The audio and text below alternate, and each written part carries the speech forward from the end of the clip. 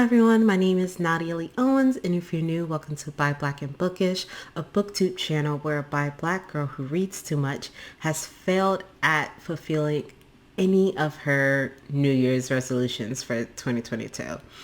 I was going to try to write a poetry collection, didn't do that. I was going to edit my script that I finished last year, didn't do that. I was going to submit a new short story to a short story competition. And while I did submit something, which I didn't win, of course, because I would have blathered to everyone about it,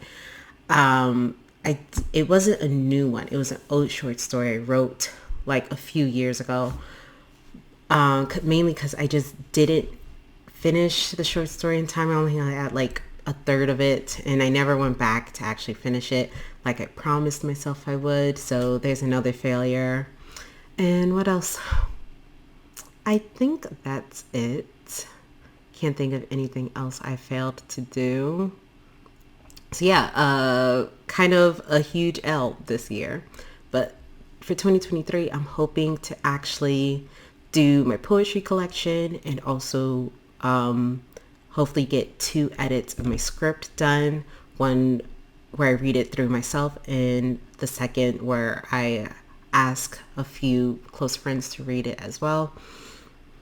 But for writing a short story and submitting it for a competition, I decided I am going to actually write at least 2 adult-oriented novellas and publish it on Amazon, because I found this smutty novella called Railed by the Easter Bunny, and I found it also has a sequel that was all published this year in 2022, and I started thinking to myself, I could do that.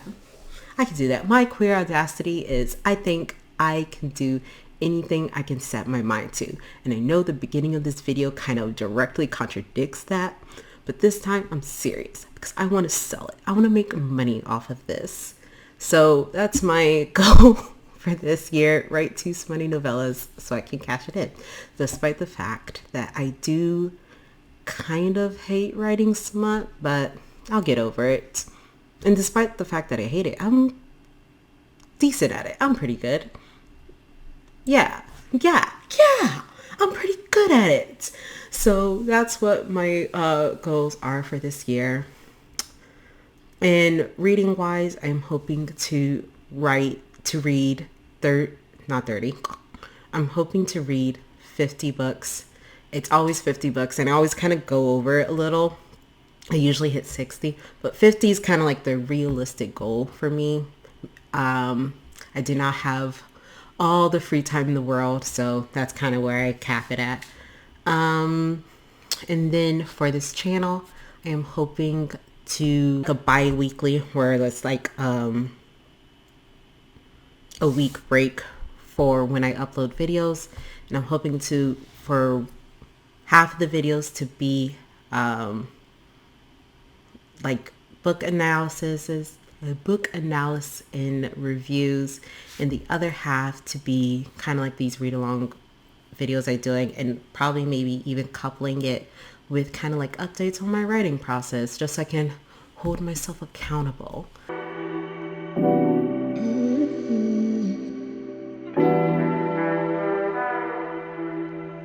So one of my favorite movies of last year was The Green Knight, done by David Lowery and starring Dave Patel.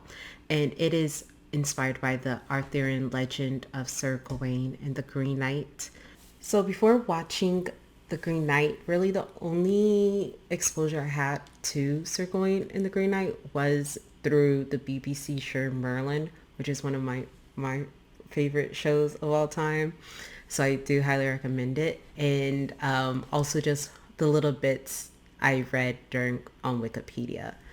But now I do have the full like poem that even has an introduction written by the director of The Green Knight. But for Christmas, I asked my dad to get me this like special edition of the movie, which also has an excerpt from the translation that I do have. And it also has like an excerpt of the script, has bonus content in the DVD, and also just like some like illustrations from the like the pre-production. So I'm just going to be reading the excerpt from this. When the war and the siege of Troy were all over and the city flattened to smoking rubble, the man who'd betrayed it was brought to trial, most certainly guilty of terrible crimes. The noble Aeneas and his royal line swept across Europe and lived as the rulers of every country in the Western world. Powerful Romulus settled at Rome and founded that city of greatest distinction. He gave it his name, which is what it's still known by. Theseus made his base in the blue Tuscan hills, and Langobard his on Lombardy's plains. But over the Channel, illustrious Brutus colonized Britain and its rolling mountains to his great content. War, reprisal, exploit have happened here at times. Joy and disaster have often taken turns. After Britain was founded by this powerful leader, brave people were bred there with a liking for warfare, who chose to do battle in turbulent times. More marvels too have occurred in our land than anywhere else since the fall of Troy.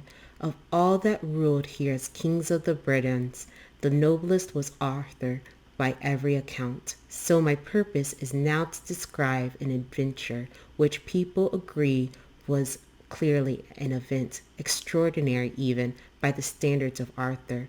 If you'll pay attention for just a short while, I'll tell it straight just as I heard it, word for word, exactly as passed down in every detail by each generation down all the days. It was Christmas at Camelot, and there was the king with his leading lords and all his best soldiers, the famous company of the whole round table, celebrating in style, not a care in the world. Again and again strong men tussled, and the noble knights jousted with vigor, till they rode to the court to start on the dancing. Celebrations continued the whole of a fortnight, with all the feasting and pleasure that people could think of. It was fine to hear such glorious commotion, lively uproar all day and dancing at night, the sheerest indulgence in dance hall and bedroom by the ladies and lords, whatever whim took them. With all worldly pleasures they dwelt there together, the most famous knights in the annals of Christendom, the prettiest women that ever drew breath, and the handsomest king at the head of them all. For these were people in the flower of life in that hall. Most successful in the world, their king held full control. It would be hard nowadays to find such fellowship. With the change of the calendar on New Year's Day, the courses were doubled by the top table. When the king and the knights arrived in the hall and mass was over in the echoing chapel, the singing continued from priests and the rest, and Noel was called out over and over. Then out they ran to bring in the presents, and shouting greetings, they handed them round, excitedly arguing which were the best. Ladies laughed outright when asked to pay up. The men who won favors were hardly complaining, and all this cavorting went on until mealtime. When they'd dressed for dinner, they took their places, the nobler the higher in proper degree. Guinevere, the queen, was set in the middle, elegantly dressed on her rich throne, cushioned in silks beneath her red canopy, and hanging around her, Tharcian draped, embroidered and studded with finest gems that money could buy at the highest price at the time. Too beautiful to describe, her gray eyes shone. No one could ever say they had seen a greater beauty. But Arthur would not eat until everyone was served. He was so young and impulsive, you might call him boyish. He liked life eventful, and he couldn't bear to lie late in bed or to sit down for long. So much his young blood and active brain roused him. He had another ritual he kept to as well on such major feasts. By tradition, he would never sit and eat before someone told him a new story of some great adventure, some major marvel he could fully believe in, about princes or armed feats or other great deeds, or else until someone asked for a knight to fight against, to risk life in combat, man against man and life against life, to see which of them fortune would favor. This was the king's humor when he was in court, with his gracious company at every grand feast in the hall. So with proud bearing he stood there in his place. Full of life at New Year, he was cheerful with them all.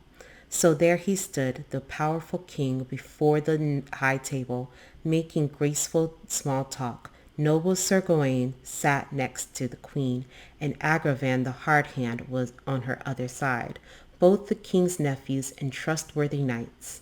Bishop Baldwin was at the head of the table, and Ewan, son of Urion, sat by his side. Set at the top, these were served with honor, and then all the knights along the side tables, and came the first course, to the pealing of trumpets that had brilliant banners hanging beneath them.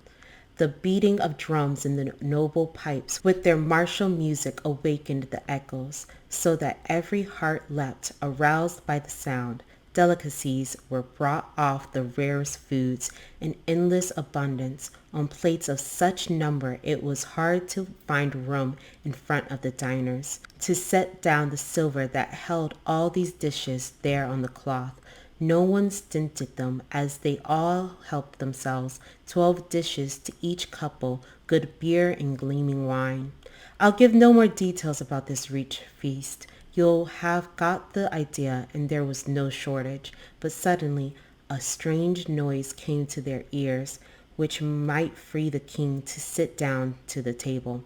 Hardly had the clatter of plates died down, and the first course been duly served to the court, when a monstrous apparition strode in the door, one of the tallest creatures in the whole of the earth, so square and powerful from neck to waist, his thighs and his forearms so muscly and long, you'd think he was some kind of half-giant. But I think what he was the hugest of men, the most pleased with his size of anyone living. For though his back and his chest were incredibly big, his stomach and waist were fashionably trim, and all his features in proportion given his size exactly right.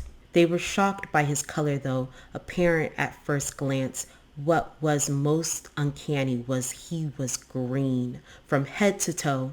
This man and his clothes were all colored green. He'd a tight mail coat, well made for his size. Over it he wore an elegant cloak, lined in bleached fur, and the braid was edged with the richest ermine, the same with his hood, which was off his head and draped on his shoulders. Neat tight stockings of the same color clung to his calves. His polished spurs were gleaming gold, shining on silk, and his feet stood shoeless on the stirrups, and all his attire was totally green. To the stripes on his belt and the various gems that were lavishly studded on every part, on a background of silk on saddle and tunic, it would be too much to list half the adornments stitched on his clothes, the birds and the insects, all splashes of bright green set against gold, all the horses tackling, the rich crupper, the bosses on the bit was enameled metal. The stirrups he stood on embellished the same way, saddle bows too, and the regal horse clothes that shone and sparkled with their green jewels. The horse he was mounted on exactly the same in every detail, a green horse, strong, well set, a steed hard to hold back, but by the embroidered reins responsive to his rider. This man was a picture, dressed in green as he was, in the mane of his horse an identical color, luxuriant hair wrapped around his shoulders, a huge beard like a bush hung over his chest, matching the long hair that flowed from his head, cut all round just over the elbows, so that half his arms were wreathed round by it, like the cloak of a king closed in at the neck. The mane of the big horses was cropped the same way, waved and curled with rich ringlets, woven with gold thread into the green hair, one strand of hair, then one strand of gold. His tail and his forelock was plaited the same, and each bound up with a ribbon of green. The docked tail had gems the whole of its length, and was tied at the top with intricate knots, where many gold-burnished bells rang out. A horse of such a kind, or such a man astride it, they had never seen in that hall before with human eyes. He looked as fast as lightning, so all that saw him said, it seemed as if no man could survive beneath his blows. But he was wearing neither helmet nor mailcoat, nor any breastplate or armor at all, neither spear nor shield to thrust or to strike, but in one hand he had a bow of holly, in the greenest tree when groves were bare, and an axe in the other, outlandishly big, too cruel a weapon for words to describe. The huge head was a meter in length, the blade of fresh steel in colored gold. The edge shone brightly, and the broad blade was as well honed to cut as the sharpest razor. The shaft of the man gripped it by was made of hard wood, reinforced with iron right to the end, and all engraved with scaled work in green. A cord was wrapped around it, tied at the head, crossed over all the length of the handle, with many precious tassels fixed along it, twisted tightly onto green buttons. This knight rode in, right into the hall, and strode up to the dais, fearful of nothing. He acknowledged no one, but looked over their heads, and the first thing he said was, "Where is the noblest of all this crowd? I'd like to speak to him in particular, to exchange some words politely." He looked at all the knights, glancing up and down, then stopped to consider who had most honor there. They all gazed and gazed upon this green stranger, because everyone wondered what it could mean that a rider and horse might be such a color, green as grass, and the greener it seemed than green enamel glowing bright against gold. They all stood wondering, then crept a bit closer, transfixed with wonder as to what he could do. They had seen many marvels, but nothing like this, so they assumed it must be magic and witchcraft. Most noble knights were afraid to respond, so stunned by his voice that they stayed there, stock still, in an eerie silence which filled the great hall. Their voices were as silent as if they had fallen asleep.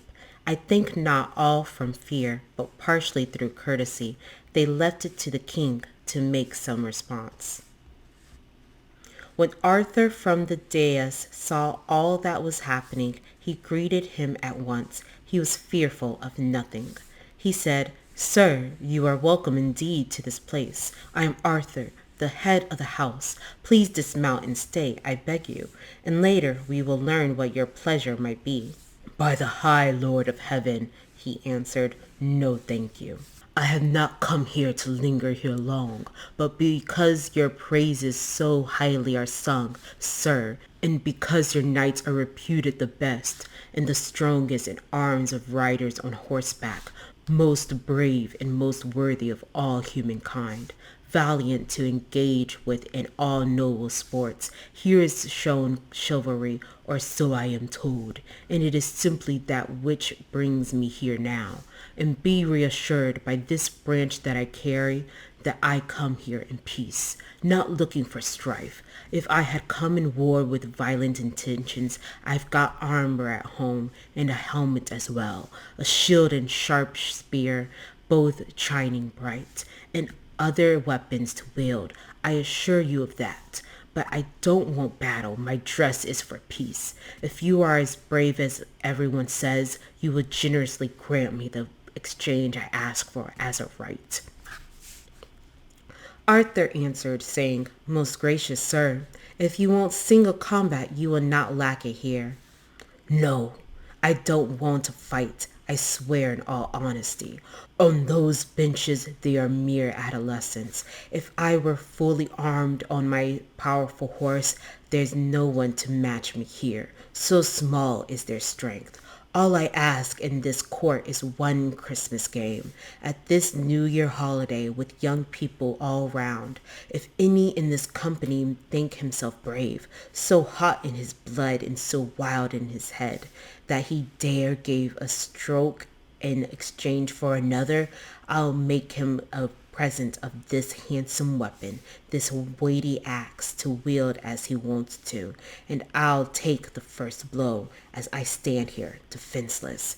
If anyone's so warlike as to give what I ask for, to come up here and take over this weapon, I relinquish it for good. He can call it his own. I will stand for his blow unflinching on this floor, provided you agree I may give a stroke in return.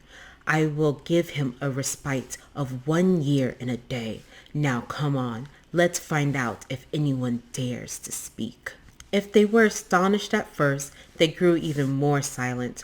All the warriors in the hall, the greater and the lesser, the man on horseback turned in the saddle and scarcely glared round with his red eyes, furrowed his bristling brows shining green, his beard sweeping all directions to see who'd stand up.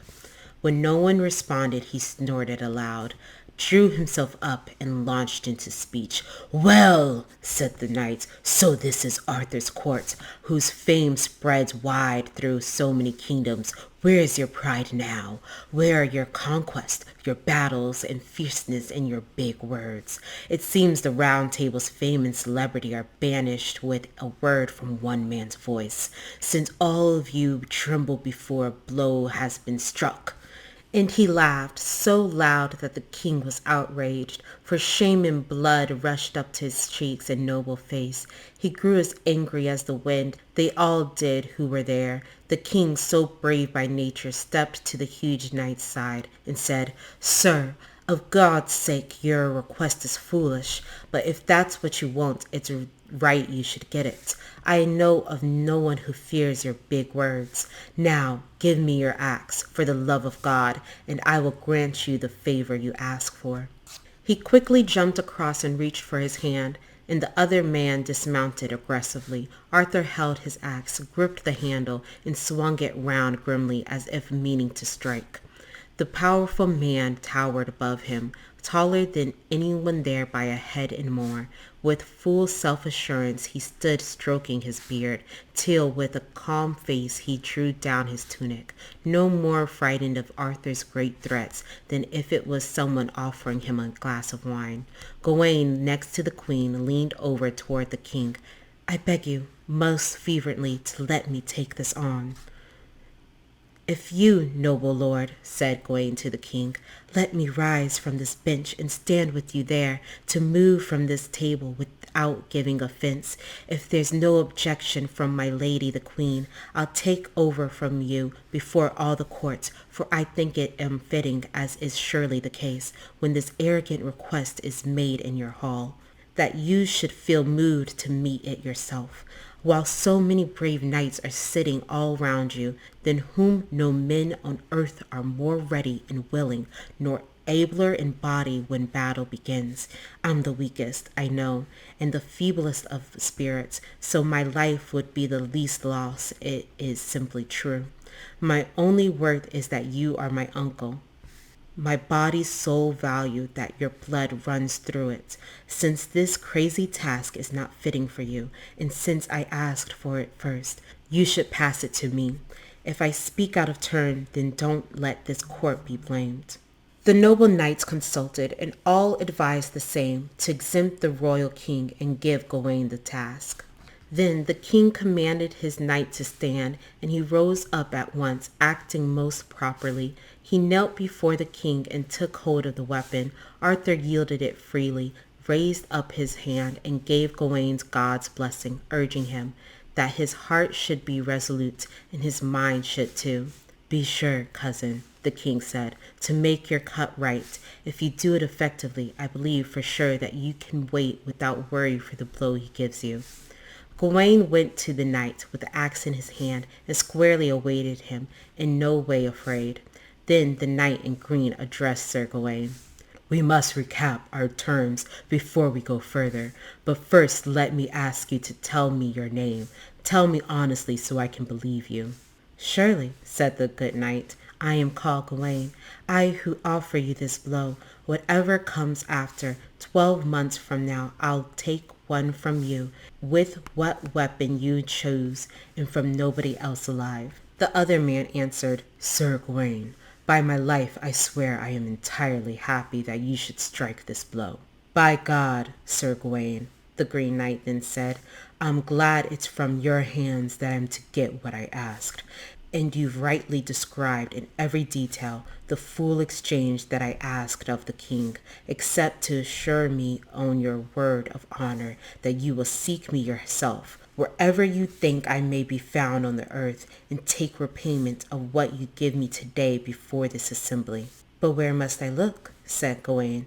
Where do you live? I swear by my maker, I have no notion, and I don't know either your court or your name. But give me directions and say what you are called, and I'll do my best to make my way there. I solemnly swear it on my word of honor. That's enough this new year. There's no more to be said, said the Green Knight in green to the noble Gawain. If I tell you it all when I taken the blow and you've struck me as agreed, if I tell you then of my house and my home and what my name is, then you can keep our agreement by feeling my strength. And if I say nothing, then so much the better for you. Stay at home and look no further. But enough. Now take up your grim weapon and let's see how you strike. With pleasure, sir, said Gawain, weighing his axe. The Green Knight then duly took up his position and bent his head down, a bit exposing the skin. His luxuriant hair he drew over his head to leave his neck exposed to the view. Gawain gripped his axe and lifted it up, his left foot forward, square on the ground, and dropped the blade swiftly on the unguarded skin, so that the warrior's weapon shattered the bones and cut through the flesh, severing it completely, so the shining edge bit into the floor. The handsome head fell from the neck to the ground, and several of them kicked it away as it rolled. Blood gushed from body and shone red against green. And yet the man neither staggered nor fell, but, stepping out strongly on his vigorous legs, to their horror reached out to where the knight stood, took hold of his beautiful head, and lifted it up. Then he turned to his horse and seized the reins, stepped on the stirrups, and leaped on its back.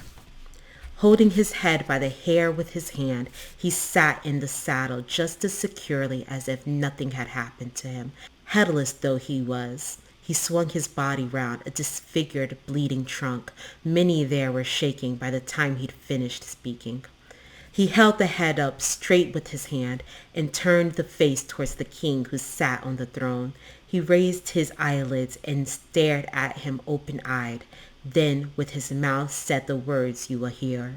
Be sure, Gawain, you're ready, as you have sworn to seek conscientiously until you find me, as you've said in this hall in these nights' hearing.